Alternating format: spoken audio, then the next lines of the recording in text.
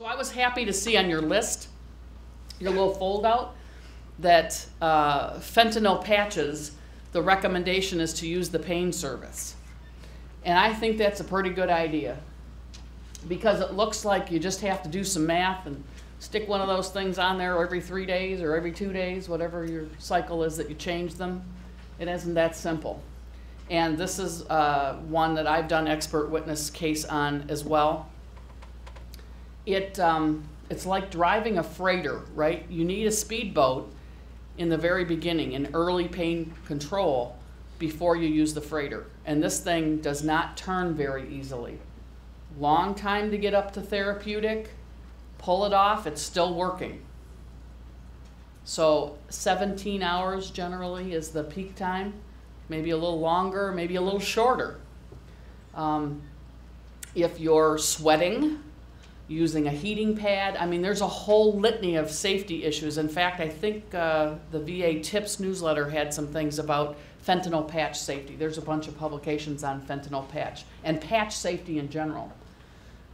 We've had people cut the patches. We've had patients intentionally chew the patches. And there's lots in the literature about when you throw the patch away and the grandchild is rolling around on the floor and gets the fentanyl patch stuck to them. And then also the idea that you might get a burn in the MRI if you have a, depending on the contents of the patch, if there's anything metallic or magnetic in that patch, you could also get a burn. And it's plagued with drug interactions, especially with HIV drugs and herbal drugs. And it's pretty tough to titrate. So it really does, you know, it's another level of difficulty with pain management. So if I were a regular physician, nurse, pharmacist, I would say start with the basics, you know, the Vicodin, T3, whatever. Start with those basics and figure out what your controlled substance needs are if you're treating kind of a longer term thing.